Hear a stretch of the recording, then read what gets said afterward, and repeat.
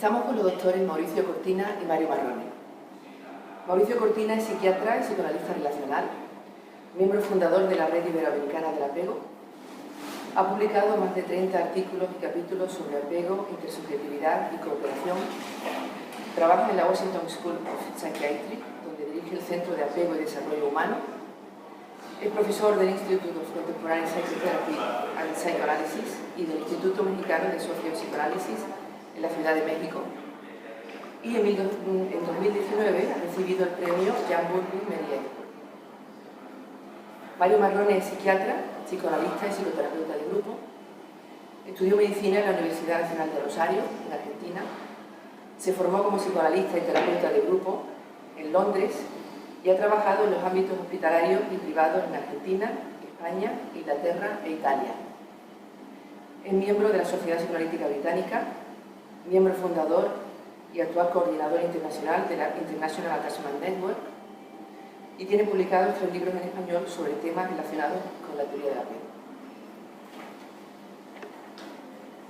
Doctor Cortina, ¿cómo llegó usted a la teoría del apego desde su recorrido profesional y teórico? Es una muy buena pregunta.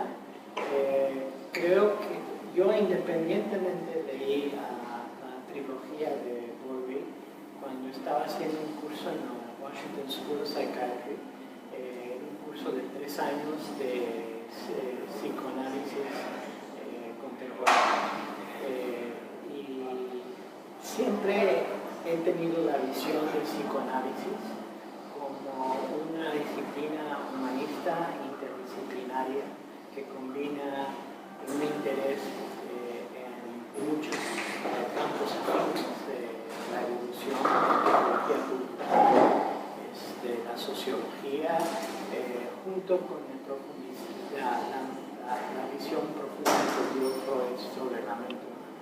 Entonces, eso lo tenía yo claro desde muy joven, porque había leído toda la obra de Erich Fromm, que tenía esa visión muy amplia de lo que es el psicoanálisis, que por cierto también era una visión de Freud. Freud no era simplemente clínico, él incorporó lo mejor que se sabía de su tiempo sobre la ciencia y sobre la filogenia, y eso podemos ahora con el tiempo decir, bueno, muchos de sus conceptos eran mecanicistas y tenían una visión un tanto equivocada de lo que era la evolución humana, pero bueno, era un hombre de su tiempo. De manera que el psicoanálisis siempre ha tenido esa visión. Y cuando yo empecé a leer a Bowlby, encontré otra vez esa visión. Era una persona con una disciplina científica, lo considero un humanista muy profundo, y estaba integrando, era muy estratégico y tenía la intención de enfocar su interés en cuál es la naturaleza de la relación de los infantes con sus bebés. Y eso lo hizo ir a la etología, tenía muchos a ver evolución y tener una visión de cómo se desarrollan las relaciones de apego. Pero su obra fundamental es eso, pero también en sus 3 libros empieza a ampliar una serie de conceptos de cómo este concepto de la relación de apego está vinculado con otra serie de conceptos muy amplios que tienen que ver con la naturaleza de las defensas, cómo podemos abarcar la terapia desde un punto de vista de crear una base segura, etc.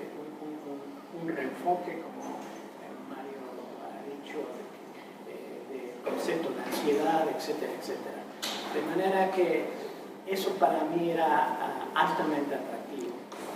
Y cuando yo leí la trilogía de Bowlby y empecé a leer a los autores de apego,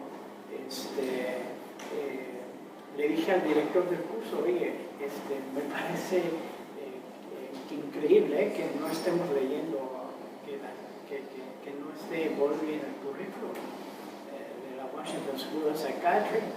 Y me dijo, bueno, pues enséñalo tú. Entonces de repente me volví el experto porque no había nadie que lo estuviera enseñando, leyendo, y de repente me volví el experto en el área de Washington. Y de hecho, modestia aparte, yo en el área metropolitana de Washington fui el que realmente introduje a Bowlby, Attachment Theory, y actualmente, en ese momento, sabemos muy bien, como ha dicho muchas veces Mario, esta historia de que Bowlby fue totalmente rechazado por las corrientes psicoanalíticas de su tiempo, no solamente las kleinianas, sino también el ego psychology, eso nadie, todo el mundo ignoraba a Bowlby. Y eso ha cambiado en los últimos 10, 15 años, yo diría, de que, sobre todo en algunas corrientes relacionales, realmente reconocen que están empezando a reconocer porque Bowlby, Blakeman, que yo lo reconozco muy bien, es un sistema modular transformacional, después vamos a hablar de eso. De manera que esa fue mi entrada. Doctor Marrone, usted trabajó con Bowlby, tuvo la oportunidad de conocerlo profesionalmente. ¿Qué recuerdos le han quedado de su interacción personal? Bueno, en realidad yo estudié con Bowlby, no trabajé con él. Yo era residente de psiquiatría en el Hospital Sendley de Londres. Y en la residencia se estudiaba a Bowlby y Colin Mary Parks, específicamente en relación con el proceso de duelo. Y yo tenía los miércoles, me daban el día permiso de tener que ir a trabajar al hospital para poder ir a la tarde a estudiar. Y a la tarde yo iba a la biblioteca en Catávito, que es una de las bibliotecas más grandes de Londres en materia de psicoanálisis y psiquiatría y psicoterapia. Y siempre había un señor que se sentaba enfrente mío a estudiar y yo no sabía quién era. Y un día, fortuitamente encuentro una psiquiatra de Buenos Aires que se llama María Luisa Atorino y me dice que había ido 6 meses a Londres a estudiar con Bowlby y de que ella estaba en crisis con la teoría psicoanalítica porque había muchos conceptos del psicoanálisis con los cuales ella no estaba de acuerdo, y que dijo, bueno, cuando empezó a leer a Bowlby dijo, le voy a dar la oportunidad a este señor para que me mantenga dentro del campo psicoanalítico, porque si no ya me voy. Y entonces digo, bueno, me interesaría conocerlo. Entonces digo, bueno, te lo presento. Entonces vamos a ir al cuarto piso de la clínica Tavistock, donde tiene su oficina, y te lo presento. Entonces me lo presentó y era este señor que estudiaba enfrente mío los miércoles de la tarde en la biblioteca de la Tavistock. Y inmediatamente yo pensé, este señor tan ocupado y tan importante no va a tener tiempo para... Yo le pedí supervisión. Y yo pensé, este señor tan importante no me va a querer dar tiempo. Y me dijo, yo encantado de ofrecerle 1 hora semanal para hablar de teoría y de casos clínicos. Y entonces hice una relación con él que duró 10 años, hasta poco antes de que falleciera. Pero una de las cosas que pasó es que yo estaba haciendo mi formación psicoanalítica al mismo tiempo, y mi primer analista, después cambié de analista, pero mi primer analista era kleiniano, y comenzó a interpretarme de que yo hacía supervisión con Bowlby en un ataque en la transferencia, que era mi manera de expresar mi odio hacia él, hacer la supervisión con Bowlby. Y como no obstante esa interpretación, yo seguía haciendo supervisión con Bowlby, me dijo de que yo era tan... al ponerme del lado de un disidente de psicoanálisis, yo no merecía seguir haciendo la formación psicoanalítica y que tenía que dejar de hacerla, o dejaba de hacer la supervisión con Bowlby o dejaba mi formación como psicoanalista. Entonces se me ocurrió una idea por el momento, que fue, bueno, en lugar de venir a hacer supervisión a la clínica Tavistock, me voy a hacer supervisión a la casa de Bowlby. Así no me ven. Luego eventualmente cambié de analista porque en un seminario en el curso de formación había un analista que ya falleció, Eric Reina, que dijo que era una desgracia que la sociedad psicoanalítica no le dieran a Bowlby el lugar que se merecía. Y entonces, de hecho, él publicó un libro que se llama La mente independiente en el psicoanálisis británico, donde valoriza los aportes de la teoría del apego al psicoanálisis. Entonces yo dije, este va a ser mi próximo analista. Y entonces, eventualmente cambié de analista. Pero eso me permitió ir a la casa de Bowlby.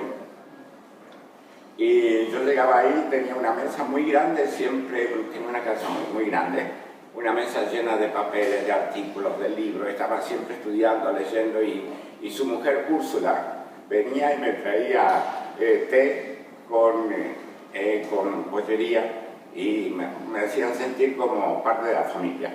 Eventualmente conocí a su hijo Richard, que no es psicoterapeuta. Richard trabajaba como especialista en audiovisuales en un hospital universitario. Y luego en un momento dado comenzó a utilizar su área de conocimiento en el campo audiovisual para hacer videos sobre la teoría del apego. Y entonces sentí un poco como parte de la familia. Y en esa casa, que era una casa muy grande, que la habían comprado en la época que no era caro comprar casas grandes en Londres, y Úrsula decía, nosotros vivimos en comunidad. Dice, a nosotros nos llaman la tribu, porque en esta casa vive mucha gente, porque además alquilaban habitaciones y toda la familia vive alrededor. Y entonces me decía, para mí la manera de vivir es en la tribu. Por eso es de nuestros amigos, cuando hablan de nuestra familia, dicen la tribu. Esa no me la sabía. Doctor Cortina, ¿cuáles son los últimos avances de la teoría del apego en cuanto a su aplicación a la clínica? Voy a contestar esa pregunta, pero quiero decir un poco de mi relación con Mario. Sí, una oportunidad para hablar de ella. No sé exactamente, Mario, cómo supiste de mí, pero hubo una gente que me mencionó tú te pusiste en comunicación conmigo. Yo me acuerdo, era una psicóloga psicoterapeuta de Londres, que viajaba a menudo a Washington, y que ella me dijo, he conocido a un psiquiatra y psicoanalista de Washington que trabaja con la teoría del apego, creo que tendría que estar en contacto uno con el otro. Bueno, y lo que quiero decir de Mario es lo que siempre me ha llamado la atención de él, es su generosidad, su falta de narcisismo. Tiene que ser la estrella. Y mira, eso se ha mostrado en una serie de circunstancias. Mario y yo hemos co-creado dos libros compilados, uno en inglés y uno en español, sobre la obra de Mario. Y él fue el que inició estos proyectos y a sorpresa mía, él me quiso poner como primer autor. Y le dije, pero Mario, tú fue idea tuya. No, eso no me importa. Quería decir, eso es Mario. Esa calidad humana que tiene Mario, siempre la he sentido y quería reconocerlo públicamente. Bueno, gracias. Sí. Yo quería decir también, contar una anécdota de Bowlby, que Bowlby también era muy generoso. Y yo creo que si él estuviese todavía vivo, sufriría mucho con la manera que algunos teóricos del apego utilizan su posición para ganar dinero. Una vez durante mucho tiempo yo lo invité a Bowlby a dar clases en distintas instituciones. Y él se interesó en un momento dado en la terapia de grupo. Yo era coordinador de actividad científica del Instituto de Grupoanálisis de Londres. Y Bowlby dijo, yo no sé mucho de grupo, pero me interesa muchísimo el tema. Entonces fue cuando él me dijo de que él pensaba de que, si bien la teoría del apego aparece como un estudio fundamental de las relaciones diádicas, que en realidad las relaciones diádicas tienen lugar en un contexto grupal y en un contexto sociocultural, y que son todos estos contextos que se van constituyendo como las capas de una cebolla, decía, ¿no? Entonces lo invitamos a Bowlby y le pregunté cuánto quería cobrar, y me dijo lo que pueda. Bueno, la cuestión es que organizamos el curso y se inscribió mucha gente. Entonces, cuando hicimos las cuentas, teníamos bastante dinero para darle a Volvi. Y yo se lo llevé. En ese momento, en aquella época se pagaba con cheque. Entonces le llevé un cheque y Volvi dice, pero qué generoso que soy, yo no esperaba este dinero. Bueno, volvemos a tu pregunta, una digresión aquí, pero quería tomar la oportunidad de decir eso sobre bueno, una de las aplicaciones muy directas de la teoría de apego que creo que ha tenido una enorme importancia es intervenciones tempranas, intervención en enviadas infantes, madres, infantes, figuras de apego. Hay cuando menos 4 diferentes intervenciones que se han codificado, que tienen ya una abundancia de investigación de que son efectivas empíricamente y que son muy elegantes y lo que es más esperanzador de esto es que muchas de estas intervenciones se han hecho en poblaciones bien golpeadas y marginadas.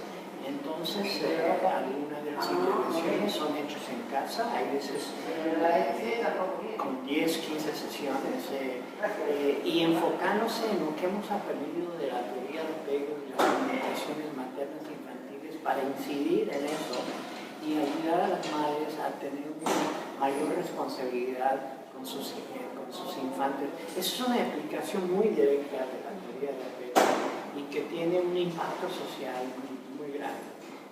Yo diría que eso sí es muy alentador y yo creo que a Volvi le hubiera encantado ver estas investigaciones.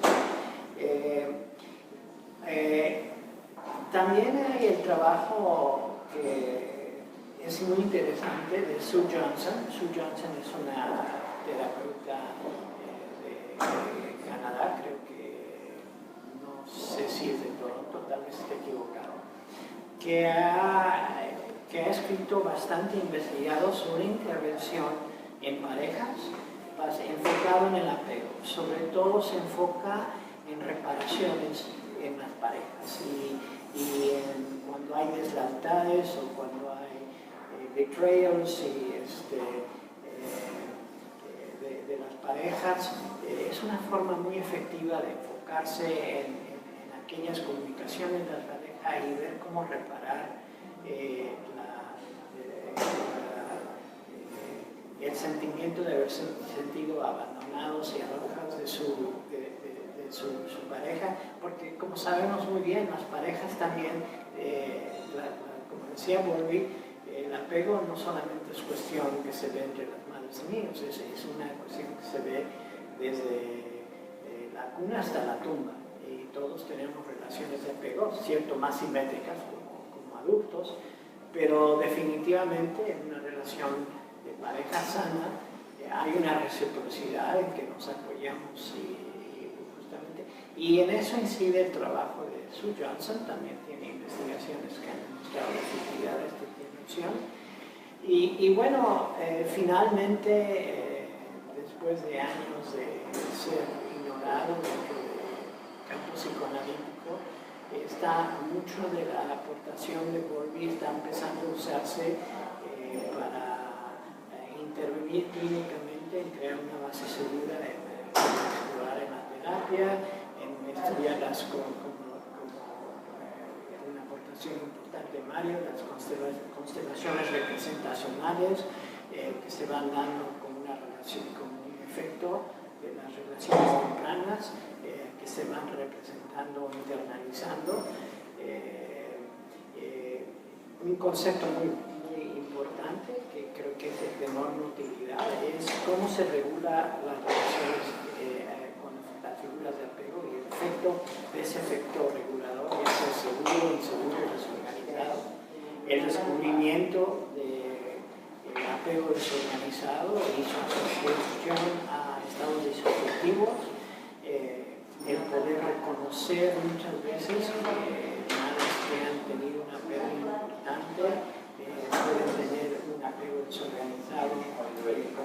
antes y a veces reconocemos casos clínicos que aparecen que tienen patología significativa y uno ve la historia al principio y no entiende uno por qué.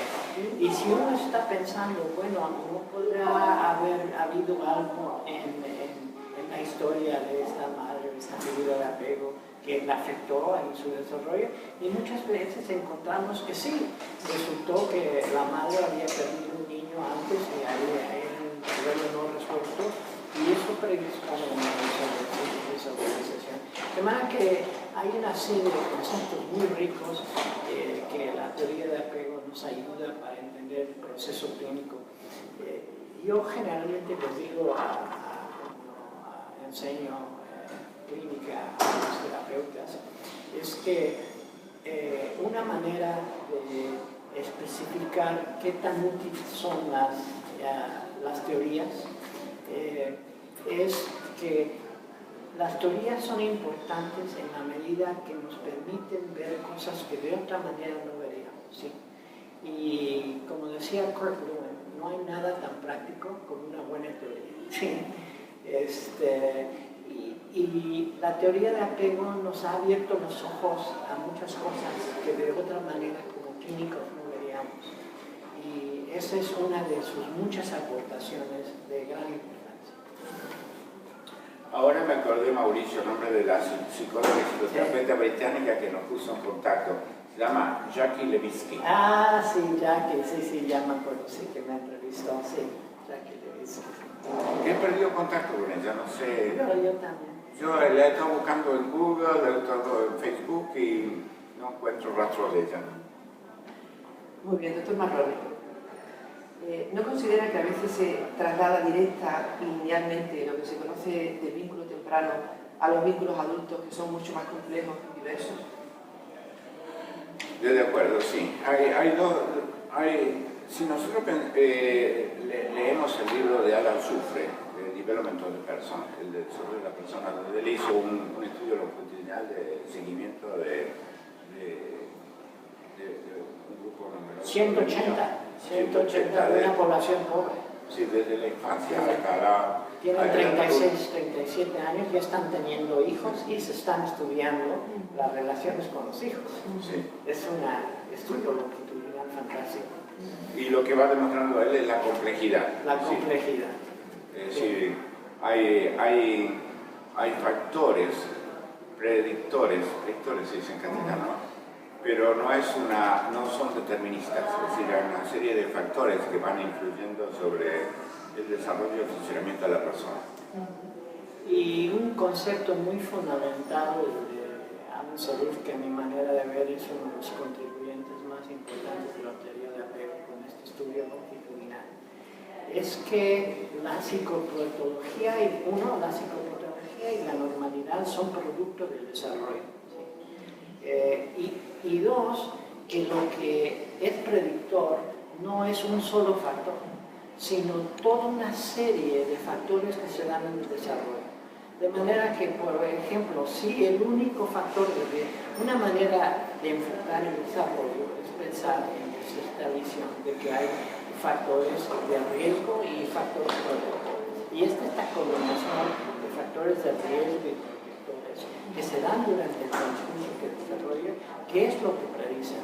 De manera que si simplemente hubiera un factor de riesgo de un apego inseguro y esto fuera el único factor de riesgo, esa persona tal vez no tenga un cuadro de depresión o ansiedad, un cuadro psiquiátrico serio después en adulto. Tal vez tenga dificultades en relaciones íntimas porque si tiene un apego evitativo no sabe cómo expresar una habilidad, etcétera, etcétera, y va a ser muy frustrante para su pareja, pero puede funcionar perfectamente bien en el mundo. Pero si a eso se une a la pobreza, se une que un matrimonio muy difícil, con pleitos, con violencia, fue rechazado en la escuela, se van sumando todos esos factores, de manera que no es un factor único. El desarrollo no es lineal, es un desarrollo mucho más complejo. Así, una de las preocupaciones que yo tengo en este momento es de que la teoría del apego ha sido adoptada de base por otras escuelas de psicoterapia,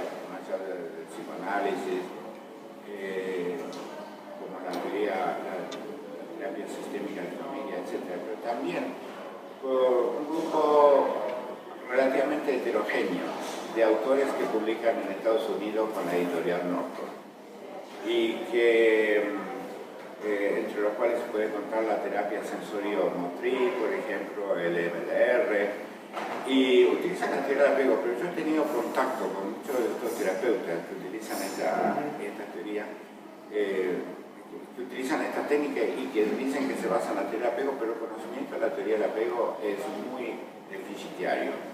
Es decir, no se han sentado a leer a Bowlby.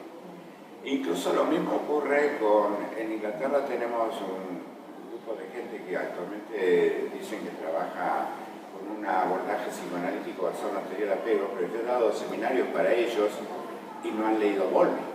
Entonces, si uno no lee a Bowlby, no entiende algunas cosas fundamentales del pensamiento de Bowlby. Y yo creo que las cosas fundamentales, y Mauricio me puede ayudar con eso, uno es una nueva metapsicología psicoanalítica, es decir, que cambia el sistema funcional de Freud por un sistema motivacional nuevo.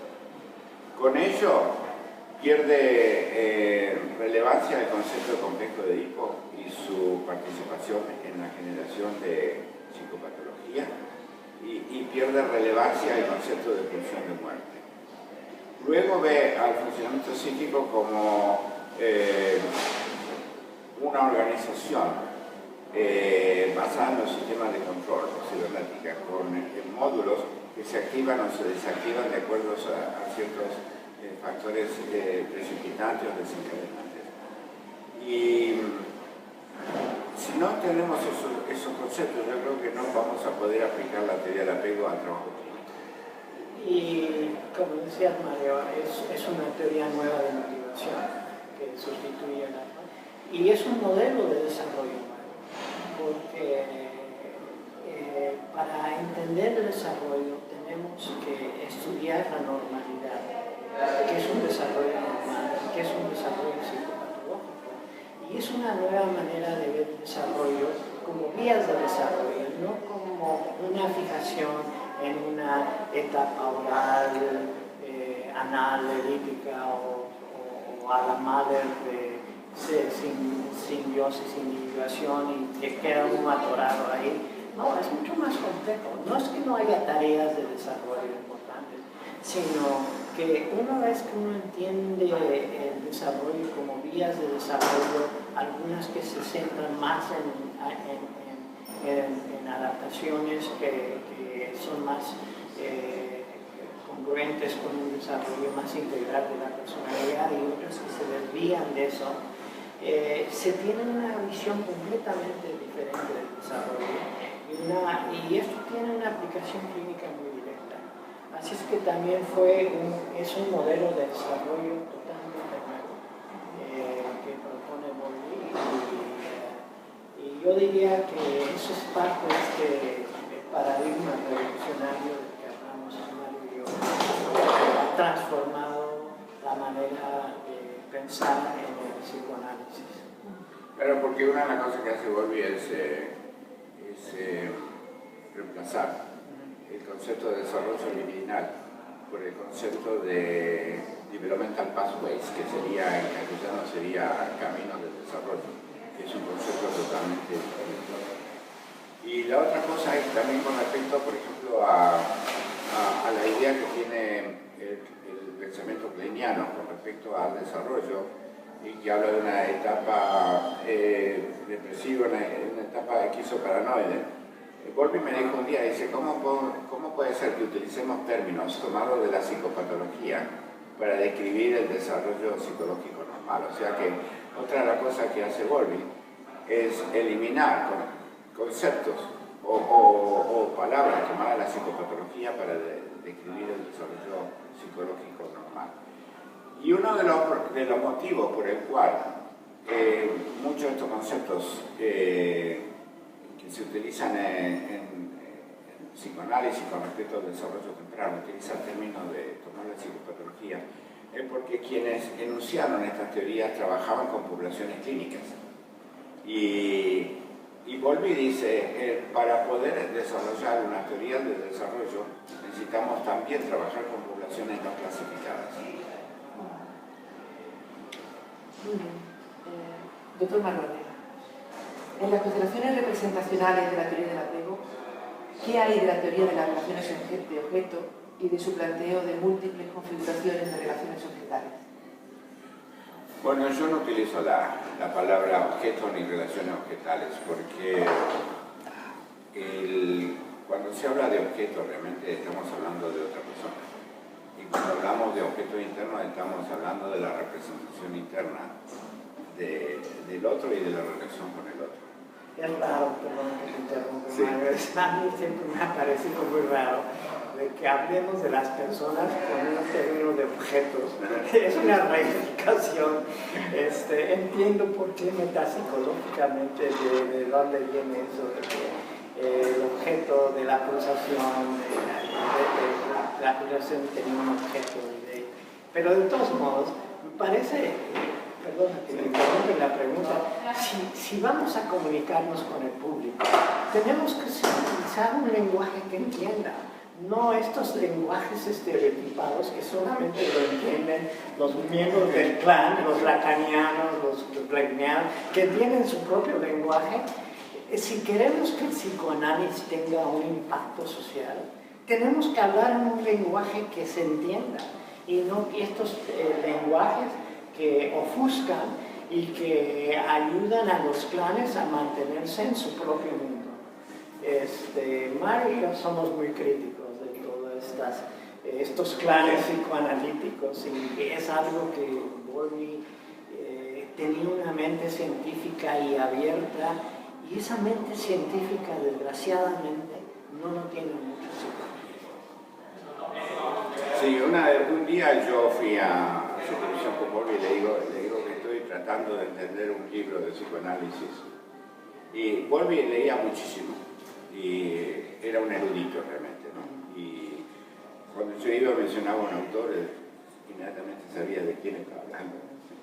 Entonces este fue el caso de un psicoanalista kleiniano, Donald Meltzer, que yo estaba leyendo un libro y no entendía nada de lo que decía. Entonces le digo a Bowlby si me puede ayudar a entenderlo. Y Bowlby dice, yo lo abría ese libro, leí 3 o 4 páginas y como no lo entendí, lo cerré. Y me dice Mario, dice, si el autor no hace un esfuerzo para que el lector lo entienda, ¿por qué el lector tiene que hacer un esfuerzo para entender al autor? Y la otra cosa que dice es que la ciencia consiste en describir hechos complejos con lenguaje simple. Y lo que han hecho muchos psicoanalistas es exactamente lo opuesto, describir hechos simples con lenguaje complejo. Me encanta eso, y yo lo he utilizado mucho cuando enseño y digo, bueno, mira, yo he tratado de leer a Lacan y no acabo por entender del todo Lacan, y cuando he hablado, le digo lo que aprendí de ti, bueno, ¿por qué si estos autores no hacen un esfuerzo por comunicarse en forma clara? ¿Por qué esperan que nosotros hagamos el esfuerzo por comunicar este lenguaje que me parece un lenguaje de ofuscación? Sí. William Murray Park, que es un colaborador de Bowlby que todavía está vivo, que hizo una gran contribución al estudio del proceso de duelo desde el punto de vista de la teoría del apego, decía que Bowlby escribía con un lenguaje tan claro que lo podían leerlo y entenderlo los estudiantes de escuela secundaria. Bien, doctor Cortina, otra pregunta sobre las relaciones de objetos. Sí. ¿No es más abarcativa la teoría de las relaciones objetales al incluir relaciones no solo de apego propiamente dicho, sino de vínculo de otro tipo? Y al incluir también defensas como el cambio de roles, la disociación, la identificación proyectiva en el otro de una de las posiciones, sea el objeto o sea el ser. Yo tengo una perspectiva muy particular sobre esto y yo lo que digo es que la teoría del apego nunca ha tratado de afirmar que es una teoría global de la personalidad, ¿sí? Tiene implicaciones para muchos conceptos psicoanalíticos, pero más bien, y yo lo que digo es que es su especificidad de que no trata de explicar todo, lo que es su fuerza. Ahora, resulta que se enfoca en algo muy específico que tiene que ver con un núcleo importante de la personalidad. y es la capacidad de tener confianza en nuestros primeros cuidadores y que esos cuidadores sean responsivos a nosotros. Y esa primera confianza que tenemos en los cuidadores pues tiene un impacto enorme en la personalidad. Porque, por un lado, si hay una historia de apego seguro, ¿cuáles son las consecuencias de eso? Como dice en su lenguaje, tenemos una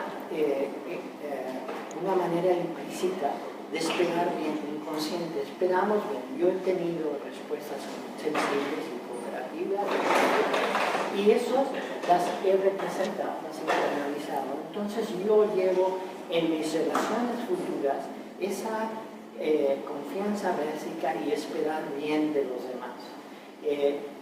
Y otro efecto muy profundo es que nos hace seres queribles.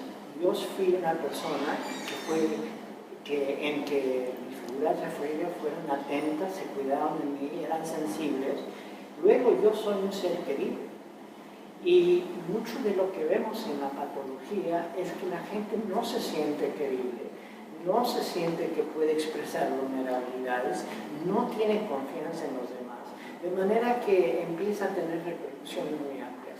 Pero hay una riqueza enorme dentro de la teoría psicoanalítica que ha hecho contribuciones muy importantes que se tienen que integrar dentro de la aportación de Bowlby, pero basado en estos principios básicos de modelos nuevos de desarrollo, modelos, una aproximación nueva a concebir el papel de las motivaciones, estos módulos, etc.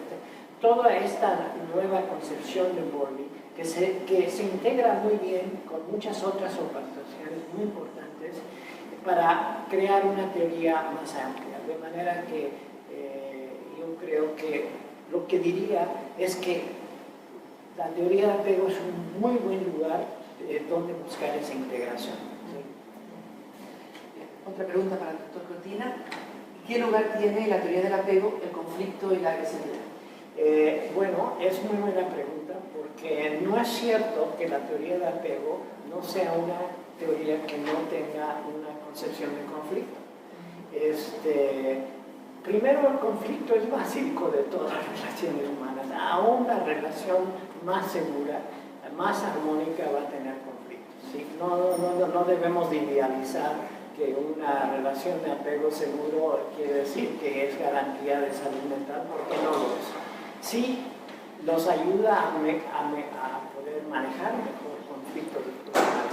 Pero déjame darte un ejemplo muy concreto de cómo el conflicto está en el centro de la teoría de apego, y te diría el ejemplo más claro son apegos desorganizados. ¿Qué pasa con el conflicto de un niño de un apego desorganizado?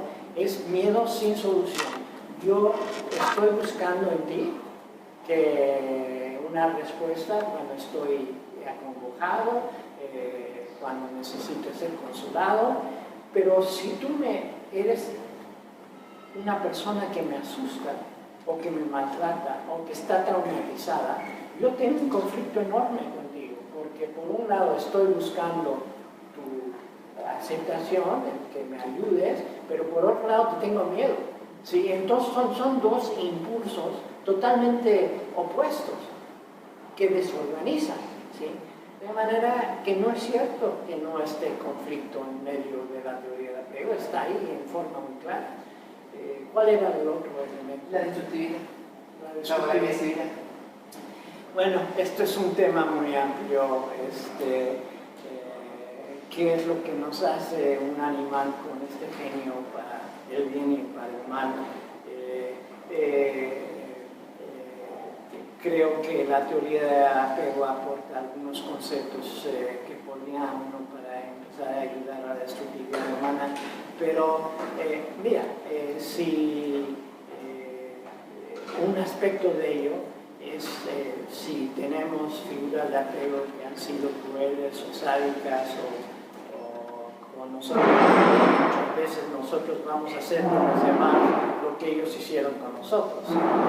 Si teníamos un caso clínico, no sé si fue el tuyo, de un padre que te amenazaba, tal vez fue Lo mencioné. que te amenazaba con un libre, entonces en la transferencia va a sacar a alguien que tiene un cuchillo y te quiere matar. No, tú quieres hacer conmigo lo que tú me hiciste a mí. Ese es un ejemplo de dónde proviene.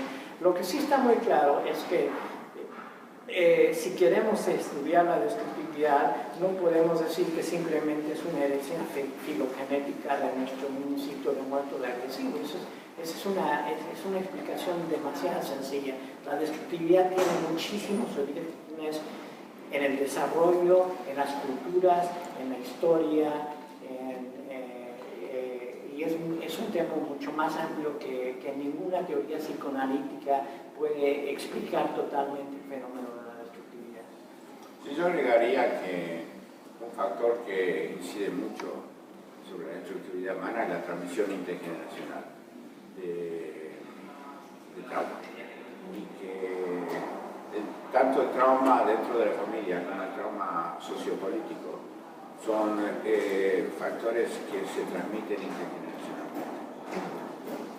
Y lo que quisiera agregar a lo que dijiste es que a mí me parece lo que es absolutamente radical de la teoría psicoanalítica es que qué es lo que descubrió en esos primeros casos de pacientes históricos. Descubrió el trauma. Después Freud se echó atrás con su teoría de una tragedia, para mí una tragedia, y para muchos de lo que hubiera podido ser, pero es esto descubrir el impacto de trauma sobre el desarrollo humano, que fue uno de los grandes descubrimientos de Freud, que después desgraciadamente fue ofuscado por toda esta teoría edípica y de pulsiones, etcétera, etcétera. Pero es lo que hemos empezado a rescatar y Bowlby rescata eso de la transmisión intergeneracional. Yo creo que uno de los motivos por los cuales Bowlby hizo ese giraje, ese giro,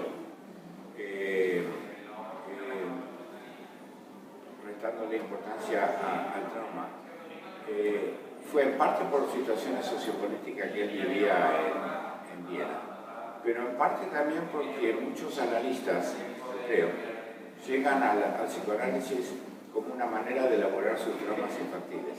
Pero luego tienen análisis en los cuales el trauma infantil no se toca, no se explora, no se resuelve. Entonces crean todo un sistema caracterológico de manejo de su trauma infantil y del trauma de los pacientes, en lo cual uno de los objetivos es tapar el trauma con un andamiaje teórico que elimina al trauma de la escena. Muy interesante, sí, estoy de acuerdo. Doctor Marrone, usted hace referencia al enfoque modular transformacional cuando habla de la teoría. ¿Qué aporte le ha dado el enfoque de Hugo Breichmann en su visión de la teoría? Bueno, el aporte de Hugo Breichmann se inscribe en toda una línea de desarrollo de los sistemas motivacionales, en los cuales Hugo participa, pero también hay otros autores importantes como Joseph Lichtenberg. Y para mí es fundamental entender la interacción entre sistemas motivacionales, porque si no tenemos ese enfoque, yo creo que desde el punto de vista clínico nos empobrecemos muchísimo. Estoy de acuerdo. En el centro de la teoría, en el centro del psicoanálisis y teorías psicoanalíticas, hay el entender la motivación. ¿Sí? Y Hugo Breichmann con Lichtenberg y otros que hemos pensado sobre tratar de reformular la motivación humana desde un paradigma nuevo, ha sido un cambio esencial. Y los Breichmann son Hugo, perdón, bueno, a mí ese también. En Mills Bleichmann también. De Mills Bleichmann, sí. Quiero señalar una cosa que me parece muy importante de los Bleichmann, de que ellos postulan un modelo narcisista, ¿sí? Yo no utilizaría la palabra narcisista, pero creo que en el fondo del narcisismo está la necesidad que tenemos humanos de ser reconocidos y validados por nosotros mismos. Eso creo que es lo que tenemos por narcisismo normal. Nuevamente prefiero no utilizar palabras psicopatológicas para entender algo normal, pero creo que postular eso como una motivación, la necesidad humana de ser reconocidos y validados como personas, es parte de lo que nos hace humanos. Y me parece que el haber pensado eso como una motivación es una contribución muy importante de los Bleichmann. Tengo una diferencia con ellos en cuanto utilizan la teoría de apego como una matriz relacional, y desde mi punto de vista se pierde algo de la fuerza de la teoría de apego cuando no se entiende su especificidad. Sería mi crítica, ¿sí? Pero en realidad tenemos mucho mayor coincidencias que tenemos diferencias.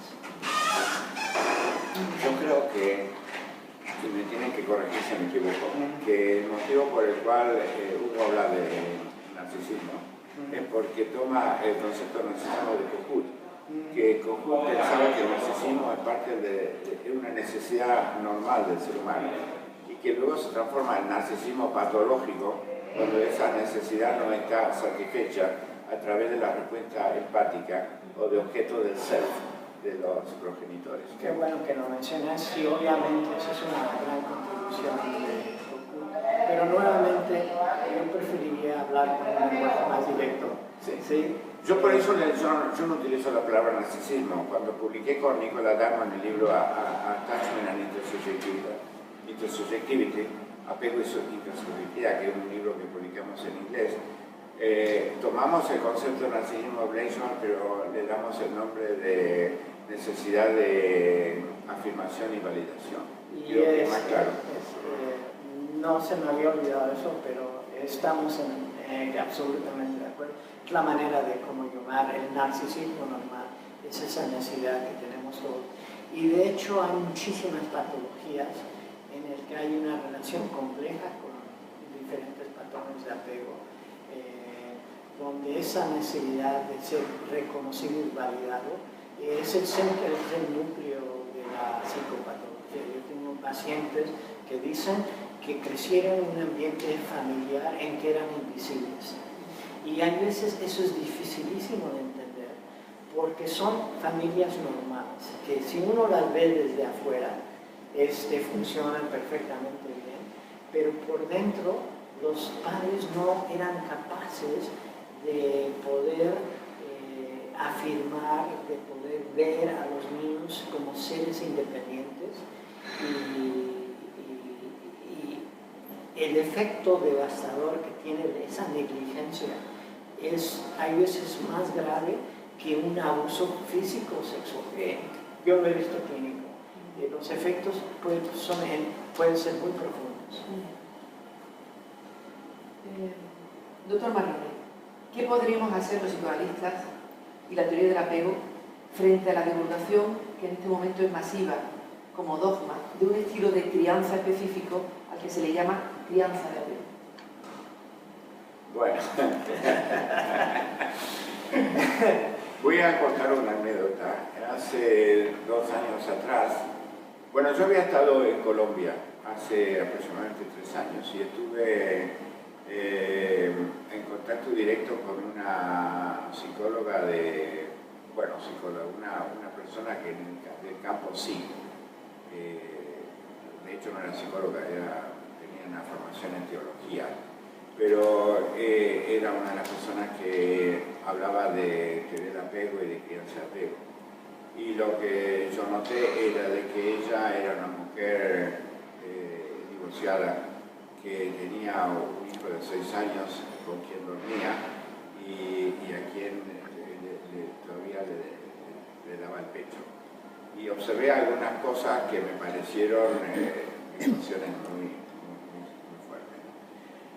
Y a raíz de eso me di cuenta de que hay gente que habla de la crianza de apego y que lo que promueven es la lactancia prolongada, el colecho, etc. Lo cual en sí no tiene nada de negativo. Lo que pasa es de que en teoría el apego, una crianza adecuada, una crianza que se base en los principios que delinea Ainsworth de respuesta sensible, saber responder con empatía y tacto a las necesidades del niño y actuar de manera cooperativa teniendo en cuenta todas las necesidades del niño. Y yo lo que vi es de que muchas madres que promueven ese tipo de crianza por apego lo que están realmente es utilizando al niño para satisfacer sus propias necesidades de compañía, dificultad para separarse de su hijo, inversión de roles, etc. Luego se hizo el Servicio de Psiquiatría de la ciudad de Alicante, organizó unas jornadas sobre apego, en las cuales participé yo y Javier Sempere y María José Rodado de Murcia. Y la jornada era básicamente para hablar de cómo podemos entender las psicopatologías graves desde el punto de vista de la teoría del apego, porque era una jornada donde vinieron unas 200 personas, la mayoría psiquiatras de la zona de Alicante. Cuando terminó la jornada vinieron dos periodistas del diario Información de Alicante para hacerme una entrevista. Y me preguntaron inmediatamente qué pensaba yo de la crianza de apego, que no tenía nada que ver con el tema de la conferencia, porque el tema de la conferencia era psiquiatría grave y apego. Psiquiatría el enfoque psiquiátrico de pacientes mentales graves desde el punto de vista de la teoría del apego. Y al día siguiente publicaron en la primera página del diario Información una nota que dice: el doctor Marrone dice que la crianza con apego no tiene nada que ver con la teoría del apego. A raíz de lo cual recibí una cantidad de emails y de comentarios en Facebook de gente muy ortodoxa y muy militante con respecto a esto que llamamos teoría del apego, atacándome como si yo estuviese diciendo una cosa increíblemente profana, ¿no?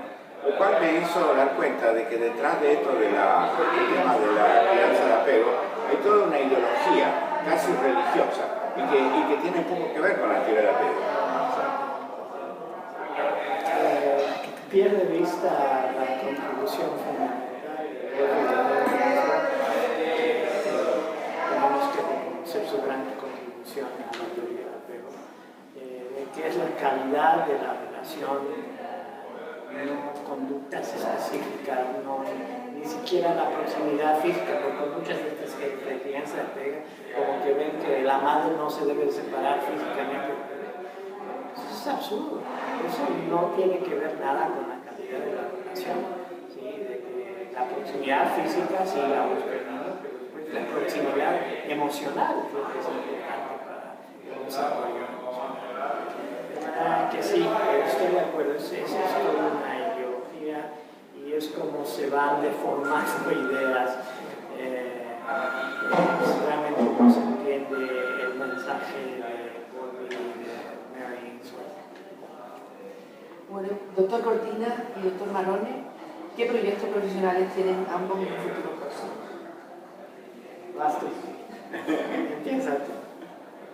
Yo no sé, yo en este momento estoy pensando en trabajar menos. Bueno, esta conferencia que vamos a tener aquí en Sevilla, yo presenté el proyecto que estoy trabajando. Yo en parte fui inspirado en Bowlby de hacerle una pregunta que me parece fundamental. ¿Qué es lo que nos hizo humanos? ¿Sí? Y lo que le debo a Bowlby en hacerme esa pregunta es precisamente porque él trató de entender el fenómeno de la relación de la madre desde un punto de vista evolutivo. ¿Qué función evolutiva tuvo esa relación con el desarrollo? Y si uno toma esa misma perspectiva para preguntarse, bueno, ¿y qué es lo que nos separó de otras especies de primates? ¿Qué es lo que nos hace ser tan extraños que somos, con una gran capacidad para hacer bien y una gran capacidad para el mal? Y cómo nos puede ayudar no solamente en el campo psicoanalítico, sino ayudar para entender los enormes conflictos donde vemos nacionalismos, divisiones, etcétera, etcétera, resurgimiento de esto. Yo creo que eso se puede entender mejor si se entiende qué es lo que nos hizo humanos. Así es que estoy actualmente escribiendo un libro que se llama La mente cooperativa, en el que estoy abordando este tema. Muy bien, pues Mauricio Cortina, Mario Jiménez, muchísimas gracias a los dos.